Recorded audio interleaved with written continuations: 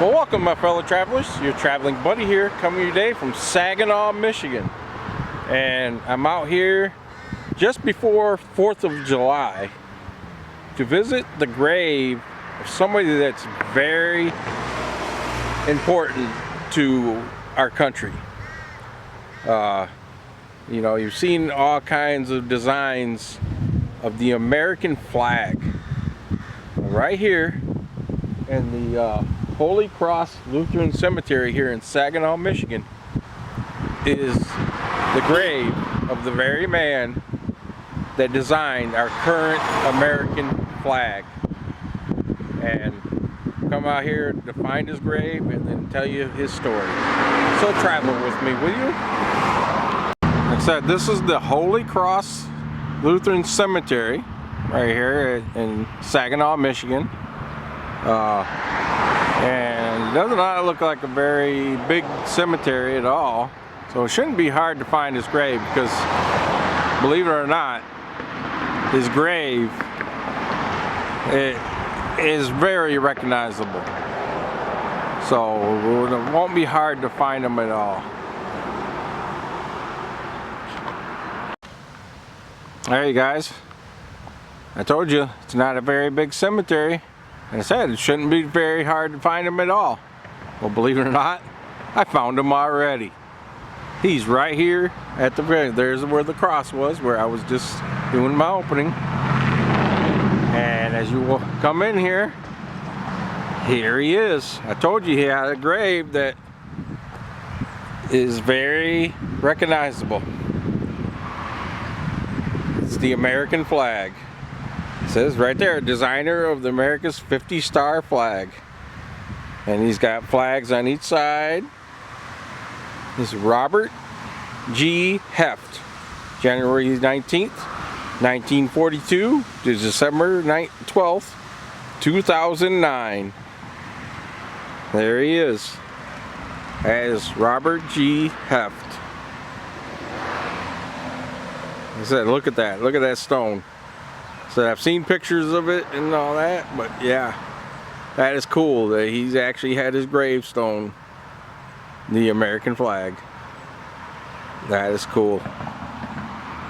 So let me tell you the story of Robert G. Heft. Robert G. Heft was born January 19th, 1942 in Saginaw, Michigan. Heft designed his current United States flag as a school project in Lancaster, Ohio, when he was 17 years old. He received a B- for his project from his teacher, Stanley Pratt.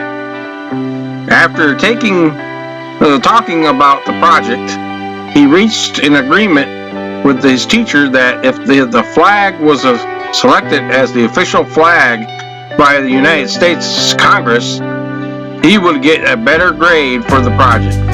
Heft's design was chosen out of more than 1,500 designs that were given to United States President Dwight D. Eisenhower, and his teacher changed his grade to an A.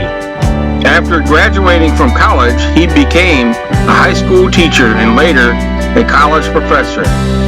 He was also a mayor of Napoleon, Ohio for 28 years. After years of combating diabetes, he died on December 12th, 2009 from a heart attack while living in Saginaw.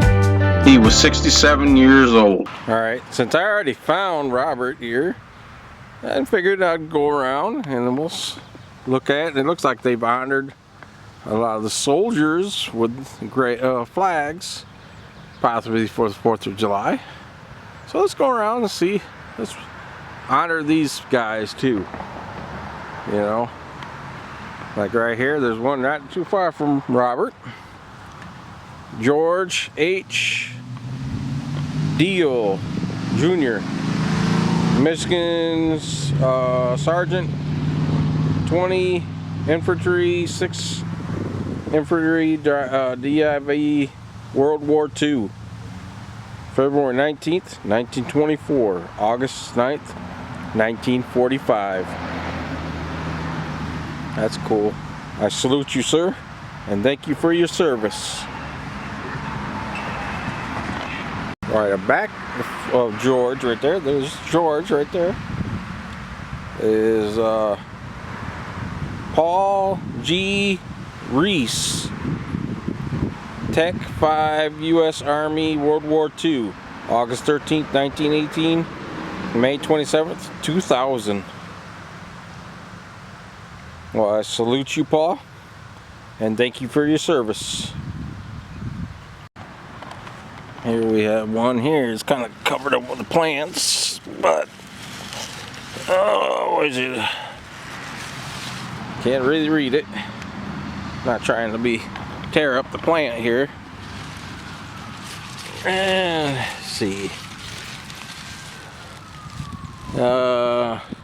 Leonard J. Les. I'm not reading it. I might not be reading that right. And World War I. Can't read what the date they died, but well, Leonard, I salute you, sir, and thank you for your service. Here we have a veteran marker right there. Harold C. December 5th, 1933 to March 17th, 2008. Beloved husband and dad and grandpa. And he was a veteran. He must have been a doctor, possibly. Well, Harold, I salute you, sir, and thank you for your service. Right over here we have, behind it, Robert H. Berkebine. I'm not probably murdering that name. BFC, U.S. Army, June 12th, 1934 to April 18th, 1987. Well, sir, I salute you and thank you for your service. Wow, I just noticed this on the back of Harold's tombstone. Look at, they got a lake with a dock, and then there's the American flag right there. That's pretty cool. I like that. Here we have Raymond Charles Anandaman, Sergeant, U.S. Army, Korea, 1929, June 29th, 1931 to January 25th, 2001. Well, Raymond, I salute you and thank you for your service. Here we have, it says Gottfried Razang Jr., Sergeant, U.S. Army, World War II, October 12th, 1913 to March 25th, 1996. Well, sir, I salute you and thank you for your service.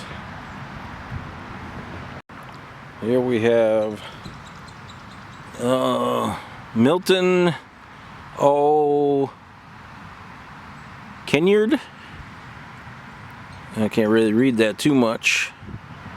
He died in 1944, World War II. Well, Milton, I salute you and thank you for your service.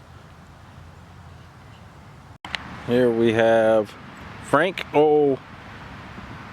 Horbian, Michigan PFC Camp HQ Colonel, World War I. And he died, let's see, he was born in 1887 and died in 1957. Ooh, that's the oldest one so far. Well, Frank, thank you for your service and I salute you. Okay, this one's a big one, like that veteran's marker.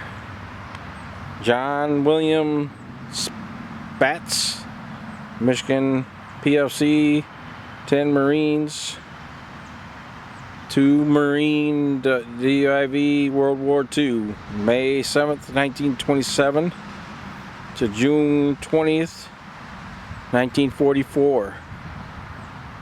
Well, John, thank you for your service, and I salute you.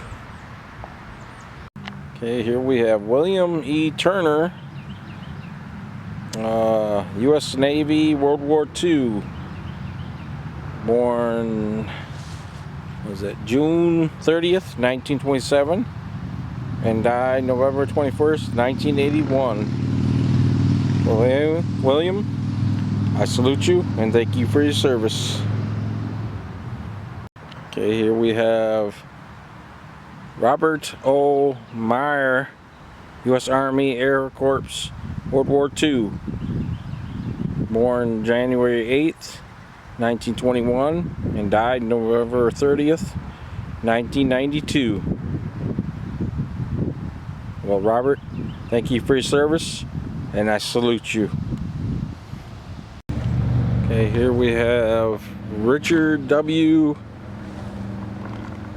August 17th, 1938 to November 25th, 2007.